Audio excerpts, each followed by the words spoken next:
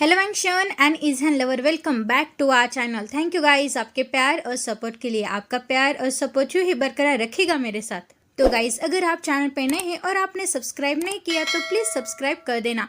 आज हम modern beauty and the beast का नेक्स्ट पार्ट देखने वाले हैं। लास्ट पार्ट में हमने देखा कि जब लैन ज़न वी चांगजे से बात करता है तब अचानक कांगसे सैरन वहाँ आ जाती है और वो वी चांगजे से धीमी आवाज में कुछ बातें करती है। कांगसे सैरन वी चांगजे को बता देती है कि एक प्रॉब्लम आ गई है। तो गाइज, ये प्रॉब्लम क्या होगी आज हम इस पार्ट में जानेंगे। आई होप आपको आज का पार्ट अच्छा लगेगा। वी चांगजे, हमें बात करने की जरूरत है। हमारे सामने बहुत बड़ी प्रॉब्लम आ गई है। कांगसे सैरन ने कहा। कौन सी प्रॉब्लम? सैरन, तुम क्या कह रही हो और कौन सी प्रॉब्लम? वी चांगजे ने पूछा और वो तुरंत सैरन के पास चला गया। वी, कांगसे सैरन ने कहा और उसकी आवाज धीमी पड़ गई। फिर वो वी चांगजे के कान के पास झुक गई और बोलने लगी। हालांकि लैन ज़न को उनकी बातें समझ में नहीं आ रही थी, लेकिन वी चांगजे के चेहरे के एक्सप्रेशन देखकर वो समझ गया कि प्रॉब्लम बहुत सीरियस है। तुम दोनों यही रुको और मेरा इंतजार करो, वी चांगजे ने कहा और वो तुरंत घर के अंदर चला गया। अंदर जाकर वी चांगजे ने किसी का नंबर डायल किया। दूसरी तरफ लैन ज़न सिचुएशन को बिल्कुल भी समझ नहीं पा रहा था, इसीलिए वो पूछना चाहता था कि क्या हो गया है। कांगसे सैरन, क्या मुझे बता सकती हो कि क्या प्रॉब्लम है? लैन ज़न ने पूछा। सैरन जवाब देने ही वाली थी, लेकिन तभी वी चांगजे उनके पास लौट आया। मैंने लैन ज़न को इन्फॉर्म कर दिया है। वो अपने कुछ भरोसेमंद बेटा आदमियों को यहाँ तुरंत भेज देगा और वे सब जल्दी ही यहाँ आएंगे, वी चांगजे ने कहा। ये अच्छा है, कांगसे सैरन ने थोड़ा धीरे और शांति से कहा। लेकिन लैन ज़न के बारे में क्या? वो सिटी में तो बिल्कुल भी नहीं जा सकता और ये उसके लिए डेंजरस भी हो सकता है। और याद रखो, उसे एक कर्ज भी है, कांगसे सैरन ने कहा। ये सब मुझे पता है, इसीलिए तो जब तक ये प्रॉब्लम रहती है हम तब तक पैलेस में रहेंगे, वी चांगजे ने कहा। आखिर क्या प्रॉब्लम हो गई है, मुझे तो कोई बताओ, लैन ज़न ने कहा। इस वजह से विंग के माता पिता एक बार में ही चिंतित हो गए और उन दोनों ने लैन ज़न की ओर देखा। मेरा बेटा, उसकी हिट जल्दी ही आने वाली है, कांगसे सैरन ने बहुत ही केयरफुली कहा। और विंग की प्रेजेंस हालत को देखकर यहाँ एक अल्फा का होना उसके लिए बहुत डेंजरस हो सकता है, क्योंकि वो अभी तक पूरी तरह से ठीक नहीं हुआ, कांगसे सैरन ने कहा। इसीलिए जब तक उसकी सिचुएशन नॉर्मल नहीं हो जाती तुम और मैं पैलेस में रहेंगे, और जब हम यहाँ से दूर रहेंगे तो बेटा हमारी जगह मेरी वाइफ और मेरे बेटे का ख्याल रखेगा। लेकिन अगर तुम लैन सिचन के लोगों पर भरोसा नहीं करते तो मैं तुम्हारे बेटा दोस्तों को भी यहाँ रहने दूंगा और उन्हें अपने परिवार को भी देखने दूंगा, वी चांगजे ने कहा। मैं भी यही चाहता हूँ, लेकिन इस समय वे केवल वेनिंग को फॉलो करके ही यहाँ आ सकते हैं, क्योंकि मैं घर और पैलेस के बीच का रास्ता सिर्फ एक मॉन्स्टर के रूप में जानता हूँ, लैन ज़न ने कहा। ये ठीक है, फिर आपके ट्रांसफॉर्मेशन होने के बाद हम टीम के साथ वहाँ जाएंगे और मैं अपनी टीम को यहाँ आने के लिए कहूँगा। मुझे लगता है कि इसमें कोई प्रॉब्लम नहीं होगी, वी चांगजे ने कहा।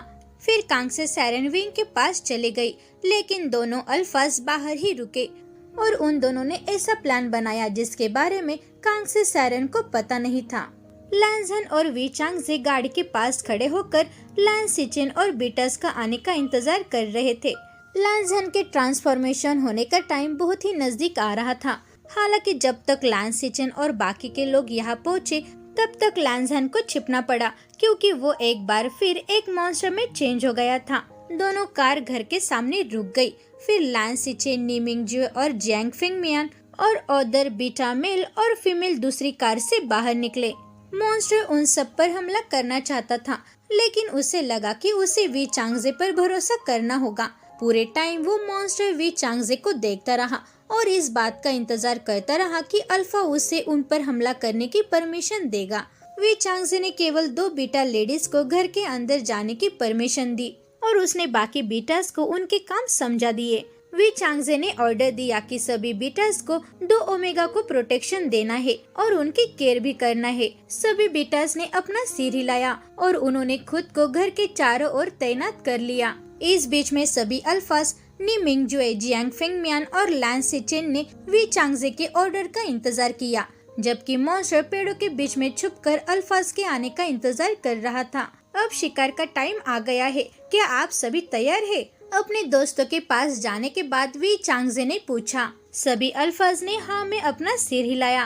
तो चलो चलते हैं, वी चांगजे ने कहा। लेकिन इससे पहले कि वी चांगजे दूसरों के साथ वहाँ से चलना शुरू कर पाता, किसी ने तो उसे रोक लिया।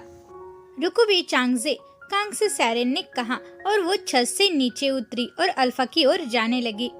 वी चांगजे, तुम क्या शिकार करने वाले हो? कांग से सैरेन ने पूछा। माय ओमेगा, हम असली मॉन्स्टर का शिकार करने जा रहे हैं, वी चांगजे ने लैंज़हन को देखते हुए जवाब दिया। और ये जो अब मैं कर रहा हूँ, ये मुझे पहले ही करना चाहिए था, वी चांगजे ने कहा।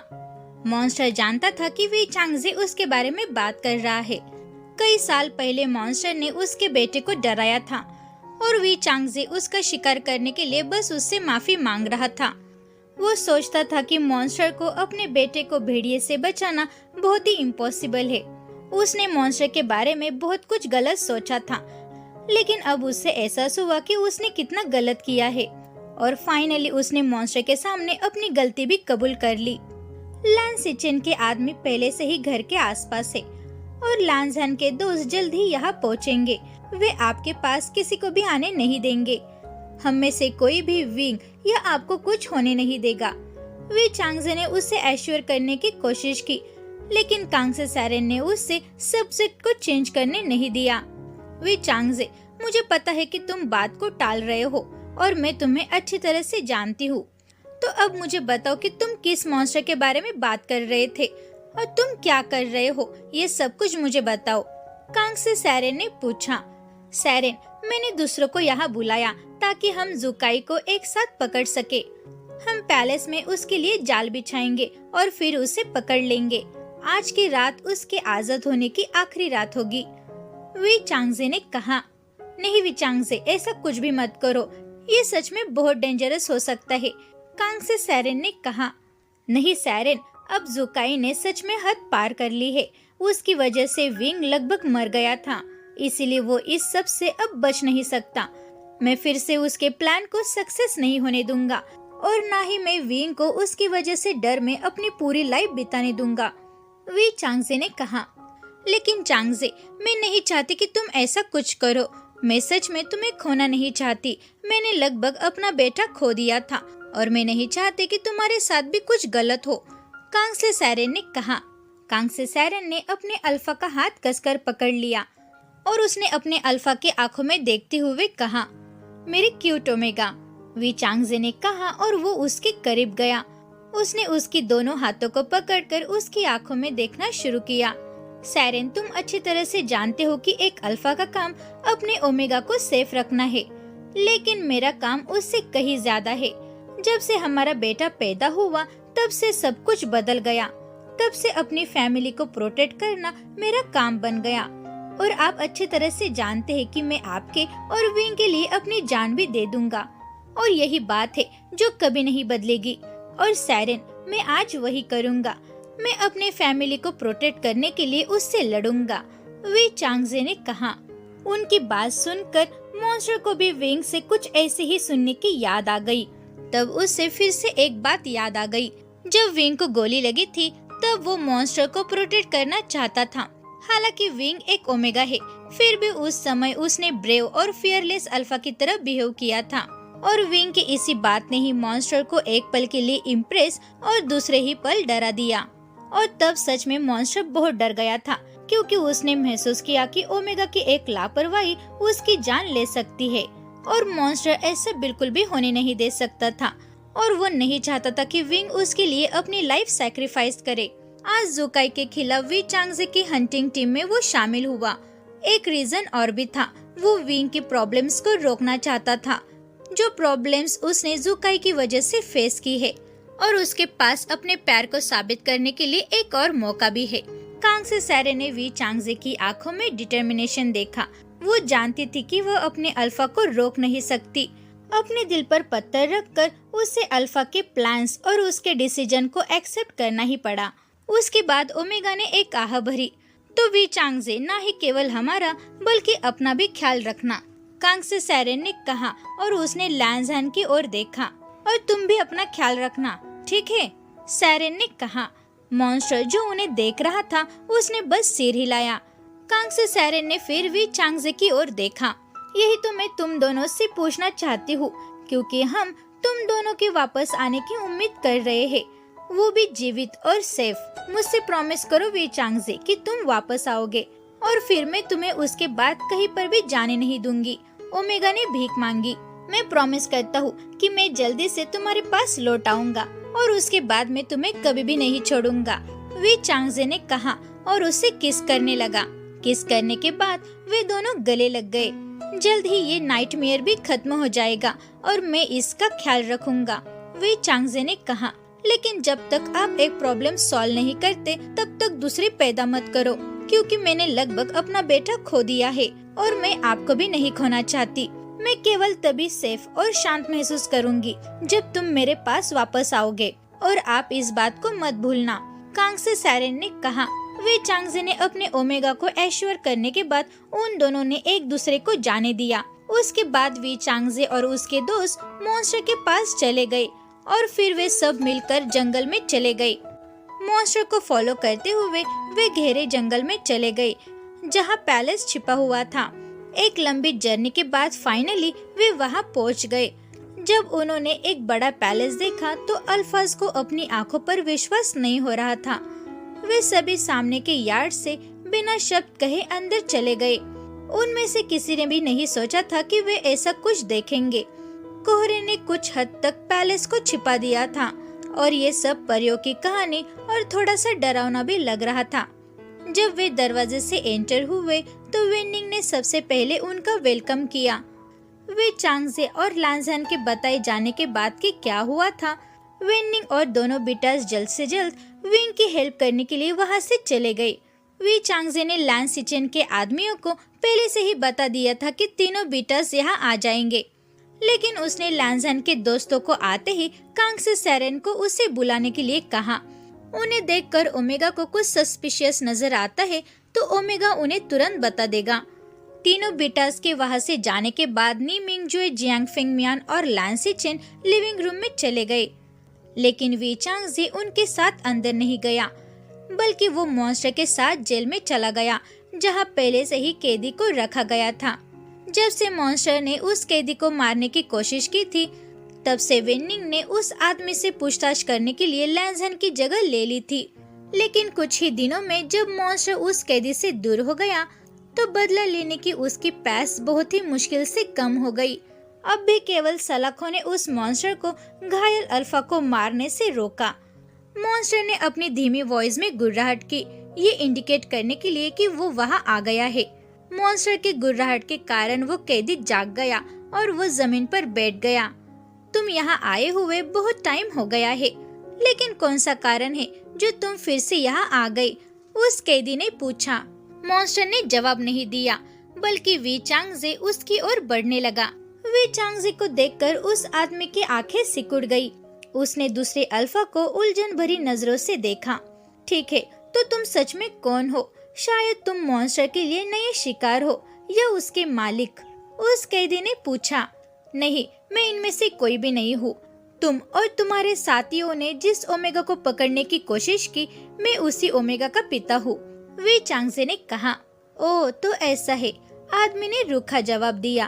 क्या तुम यहाँ अपने बेटे का बदला लेने आए हो या मुझे मारने आए हो? उस कैदी ने पूछा। आपकी ऑफर बहुत अच्छी है, लेकिन आप मेरे लिए मेन टारगेट नहीं है। मेरा मेन टारगेट तो सिर्फ आपका बॉस है। आप चाहे तो मैं आपको दूसरा मौका दे सकता हूँ, वे चांगजे ने कहा। किस लिए और तुम मुझे दूसरा मौका क्यों दोगे? उस कैदी ने पूछा, क्योंकि वो थोड़ा हैरान हुआ था। हमें सिर्फ ये बताओ जो भी लैंसहैन और मैं जानना चाहता हूँ, वे चांगजे ने कहा। ओ, तो तुम भी यही जानना चाहते हो? तो मैं पहले ही तुम्हें बता दूं ताकि तुम जान सको कि इसके लिए तुम मुझ पर भरोसा मत करो, क्योंकि तुम्हें मुझसे कुछ भी हासिल नहीं होगा, उस कैदी ने थके हुए कहा और वापस फर्श पर दीवार के खिलाफ बैठ गया। वे चांगजे सेल के अंदर चला गया, हालांकि मॉन्स्टर सेल के बाहर ही रुक गया। और क्या होगा अगर मैं आपको बता दूं कि आप अपना मन बदल लेंगे? वे चांगजे ने पूछा। और भला मैं ऐसा क्यों करूँगा? उस कैदी ने पूछा। क्योंकि अब मैं ही अकेला हूँ जो उससे तुम्हारी जान बचा सकता हूँ, वी चांगजे ने मॉन्स्टर की तरफ देखते हुए कहा। और मॉन्स्टर ने वी चांगजे की बातों को कंफर्म करने के लिए उस आदमी पर झपटा मारा। मुझे लगता है कि आप अभी भी जीना चाहते हैं, है ना? वी चांगजे ने पूछा, जिस पर उस आदमी ने अपना सिर हिलाया। ठीक है, अगर आप हमारी हेल्प करेंगे तो हम आपके बॉस को पकड़ लेंगे और हम आपको यहाँ से छोड़ देंगे, क्योंकि आपने मेरे बेटे को चोट नहीं पहुँचाई और आप वो भी नहीं थे जिसने उसे गोली मारी थी। इसलिए आप यहाँ से सेफली जा सकते हैं। और मैं आपके बॉस जैसा भी नहीं हूँ जिसकी नजरों में आपकी लाइफ सैक्रिफाइस की कीमत कुछ भी नहीं है। अगर आपने सही किया तो ठीक है, अगर आप फेल हो गए तो वो खुद आपको मार डालेगा। यही काम है जो तुम्हारा बॉस करता है, वी चांगजे ने कहा। वी चांगजे की बातें सुनकर वो आदमी कुछ सोचने लगा।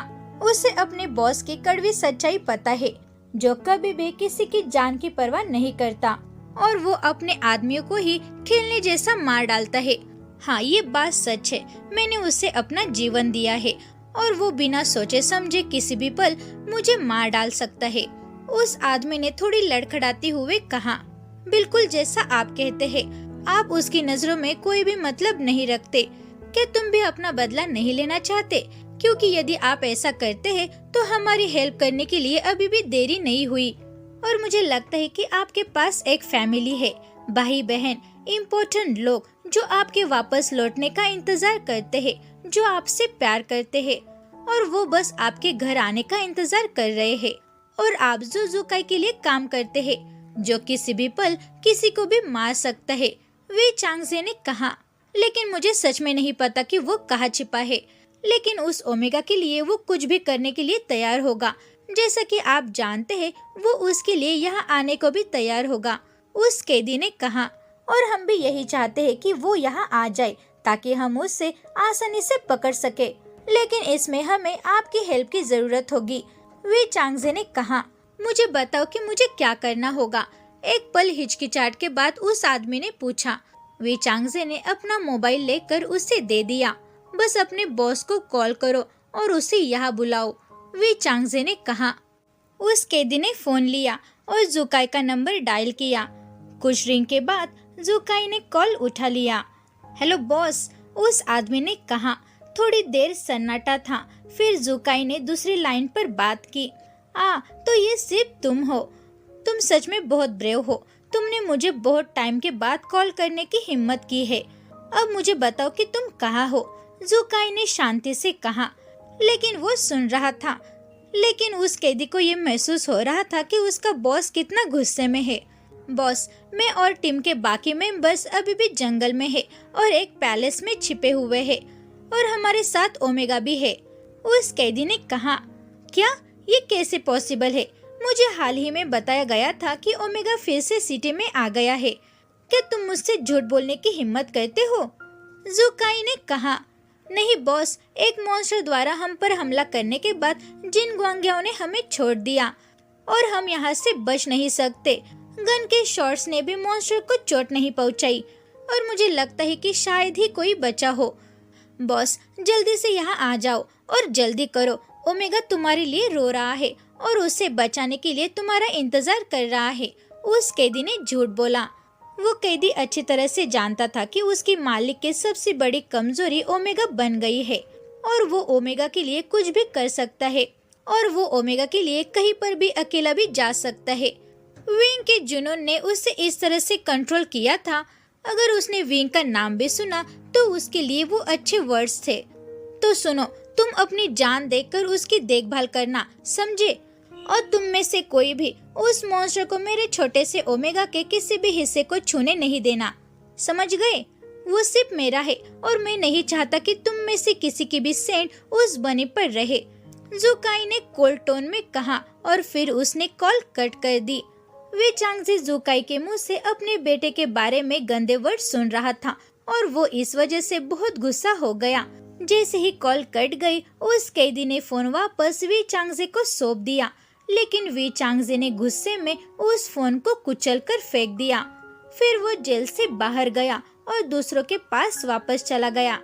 इस बीच सिटी में जुकाई ने भी सेम वी चांगजे जैसा बिहेव किया। उसने भी अपना फोन फ्लोर पर फेंक दिया और कमरे से बाहर निकल गया। मैंने काफी समय तक इंतजार किया है। मैं उन बेकार अल्फाज पर अपना समय बर्बाद नहीं करना चाहता। मैं खुद वहां जाऊंगा और अपनी ट्रॉफी ले लूंगा जिसका मैं हकदार हूँ, जुकाई ने गुस्से से कहा और वो अपनी कार के पास चला गया। जुकाई के पीछे 10-12 अल्फाज चल रहे थे। उन्होंने बिना एक शब्द कहे गन लेकर कार में घुस गए। वो तो बस अपने बॉस के कार का पीछा कर रहे थे जो सिटी से बाहर जा रहा था। जुकाई की कार फिर जंगल के सड़क के किनारे पर रुक गई, जहाँ से जिनग्वांगियाओ की कार ज्यादा दूर नहीं थी और जुकाई के पीछे 2 बड़ी ब्लैक कार भी थी। जुकाई कार से बाहर निकला और जिनग्वांगियाओ के कार के पास गया, जहाँ उसने मरे हुए बेटा को देखा। क्या अफसोस है, मैं उसे खुद मारना चाहता था, लेकिन वो अब मर चुका है, इसीलिए इससे कोई फर्क नहीं पड़ता, जुकाई ने इमोशनल लेस होकर कहा। फिर वो दूसरे अल्फाज की ओर मुड़ा जो उसके पीछे खड़े थे। आप ये सब देखते हैं, ये सब बेकार अल्फा है। बेहतर होगा कि आप ऐसा कुछ भी ना करें। अब तैयार हो जाइए और जो कुछ भी आपके रास्ते में आता है उसे मार डालो। और एक बात का ख्याल रखना, ओमेगा को कोई भी छू नहीं सकता, जुकाई ने दूसरे अल्फाओं को ऑर्डर देते हुए कहा। बॉस, उस मॉन्स्टर के बारे में क्या? हम उसका क्या करेंगे? एक अल्फा ने पूछा। तुम उस मॉन्स्टर को कुछ भी मत करो, क्योंकि मैं खुद उसे मारना चाहता हूँ, क्योंकि नॉर्मल गन की गोलियां उसे रोक नहीं सकती, लेकिन मेरी बंदूक की गोली उसे रोक लेगी। जुकाई ने अपनी बंदूक दूसरे अल्फा को दिखाते हुए कहा। तो अब जाओ, अब पैलेस में। जैसे ही जुकाई जंगल में आ गया, बहुत सारी अल्फा की सेंट मॉन्स्टर को आ गई और इस वजह से मॉन्स्टर को पता चला कि जुकाई जंगल में आ गया है और मॉन्स्टर बिना एक शब्द कहे जंगल में चला गया। बाकी के अल्फाज जो एंट्रेंस गेट पर खड़े हुए इंतजार कर रहे थे, वो सभी मॉन्स्टर को घबराहट में देख रहे थे। मुझे लगा कि मॉन्स्टर हमारी हेल्प करेगा, जियांग फेंगमियान ने कहा। हाँ, मॉन्स्टर हमारी हेल्प करेगा, लान सिचिन ने कहा। लेकिन फिर वो यहाँ से क्यों जा रहा है और वो कहाँ जा रहा है? नी मिंगजुए ने पूछा। वो तो बस अपना शिकार करने गया है, वी चांगजे ने कहा। तो गाइस, आपको ये पार्ट कैसा लगा? फाइनली अब एक असली वॉर शुरू हो जाएगा, एक ऐसा वॉर जो एक मॉन्स्टर और दूसरे मॉन्स्टर के बीच में है, और इस वॉर में क्या होगा ये तो हमें आगे पता चल जाएगा। Thank you very much guys video देखने के लिए। अगर आप चैनल पे नए हैं और आपने सब्सक्राइब नहीं किया तो प्लीज सब्सक्राइब कर देना, वीडियो को लाइक करो और शेयर करो और मुझे कमेंट में यह जरूर बताना कि आपको आज का पार्ट कैसा लगा। Thank you guys.